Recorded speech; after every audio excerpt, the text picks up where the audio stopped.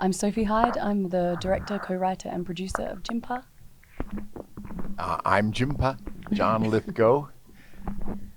I'm Ord Mason Hyde, and I play Francis in the film, and I'm an executive producer and the child of Sophie. Well, thank you guys so much for coming. Again, this movie is incredible and so special. It is rooted in your life. I'm curious about what reservations you may have had or concerns you may have had about opening up like this. This is not your first film. You know, you've made other films. What made this the right time to tell this story? I think that all films feel really personal when you're making them, but the idea of making a film that kind of comes so much from elements of our own life was a unique one for us. But I am very inspired by a lot of artists who do that, writers, novelists, poets, people like that, musicians, and other filmmakers, and I've seen and some beautiful films that I've loved. So there is a kind of courage that it takes to do something like this, but it also is just who we are, you know. As filmmakers, creators, we're always sort of trying to tap into some element of truth, some element of authenticity, and draw out the things of us into the work. And this one was just much more explicit, you know, so, and much more obvious, I suppose. Did I have reservations? For sure. And at times in it, when you're making something like this, you go, oh my goodness, what am I doing? But I think, you know, we were just discussing before that the experience for me of having a gay father who grew up out and very proud and showed me what it was to be a gay man in the world and to live authentically as themselves. And then the experience of having a transgender teenager or child who is doing the same thing, is saying like, this is who I am, see me, and having the opportunity to meet those two people has been an incredibly expansive experience for me as a human. Like, I feel incredibly grateful for those gifts that they've given me.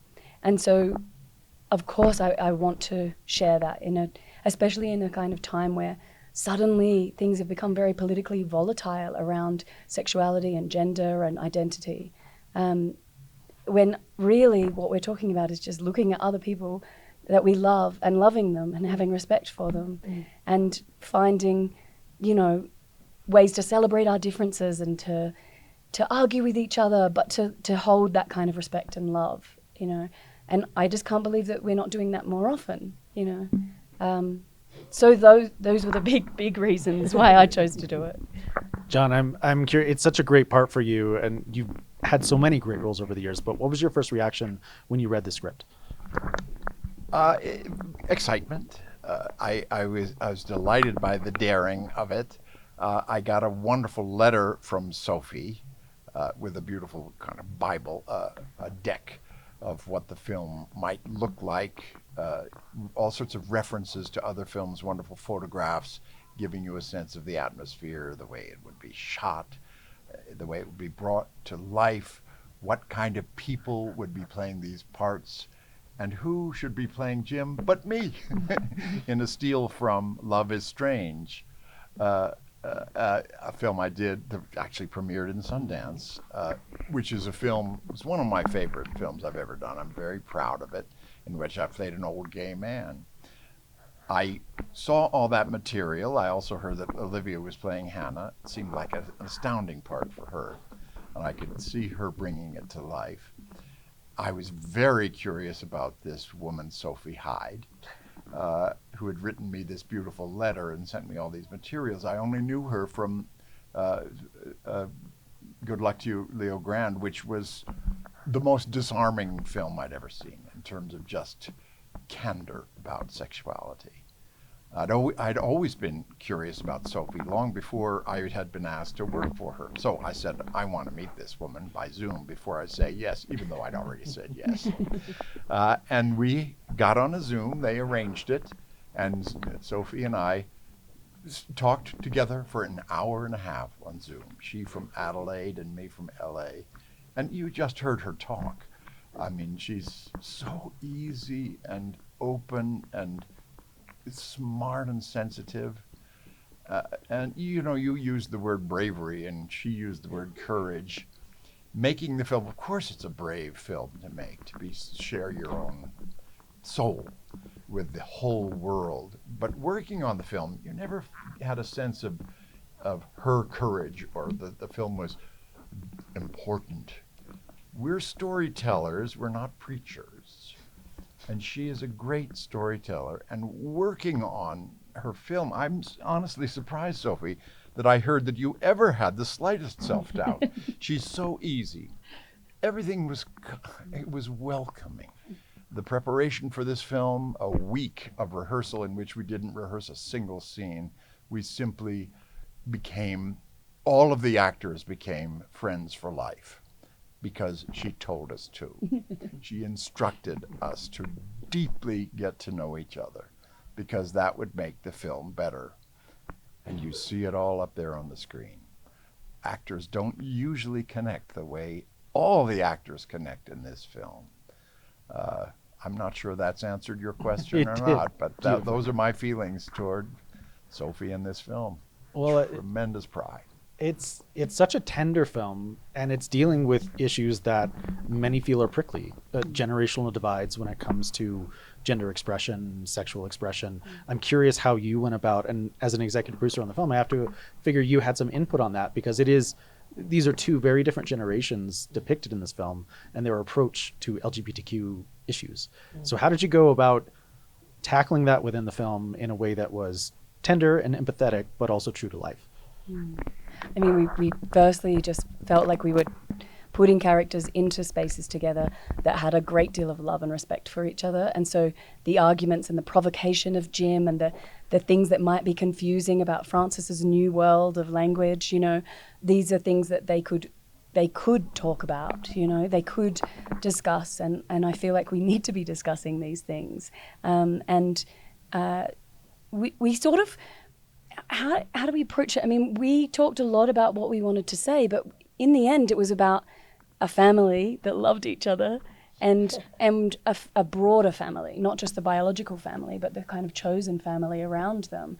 And we talked a lot about, whether we would go down more a path of exploring Francis's gender identity. And it's there, but in the end, Francis is a non-binary character that's going through a whole lot of stuff that isn't actually them going through any kind of coming out or transition or anything. It's simply them living their life and living their life with their grandfather and exploring things within their queer community, But we talked a lot. We worked with our writer, Matthew Cormack, and Ord was in the room on and off through the process of writing to ensure that those things, that we were adapting. The world changed a lot in the time that we were writing it. So I had no idea that it would become so antagonistic, towards trans people in particular. Like, I just had no idea that would happen. That it maybe was naive because there were a lot of people saying that it was already very violent and antagonistic for them. But it felt like things were changing.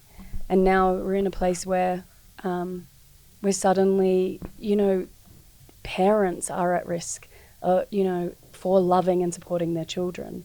And that is just crazy to me, because if you're a parent, you look at your child and they tell you who they are, you should believe them and feel very grateful that they express that to you, I think, Yeah. I mean, I was a huge part of making the film, which I'm so grateful for. And I got to be in every bit of the process, which was like incredible. The writing room, and I mean, we also lived a lot of this life before. And I think when you live in your community and your communities, which I strive to with my trans community and queer community, it's easy to talk about because you're from that, and you know that's where you're from, that's who you engage with. And I think you are also really deeply in community. And we made it from that place, and we engaged people, and we made it a community as well, which I think you can tell from watching the film. And that's what you mean, John, when you say we're all so close, we're friends for life. Yeah. And you often talk about Ord, like joy, and Ord brought a lot of this into the making of this film. And it's really important, is that what we wanted to tell was a story about family who love each other, who go through weird stuff, messy stuff, who are complicated and all of that, but at the heart of it is a celebration of love and joy. And so there's a lot of dancing in the film. There's a lot of humor. Jim is a wonderful, like, provocative character. You know, I feel like the warmth of that is actually what we decided to do. We were like, you know what, we want to see this how it can be between people, and how it is between a lot of people. You wouldn't believe it if you read just the press, you know. But I think when we sit opposite each other, we know how to talk to another human usually. Yeah. It's just about love. Yeah. Thank you guys so much for coming. Thank you. Thank you. Thank you so Well much. done. Thank you.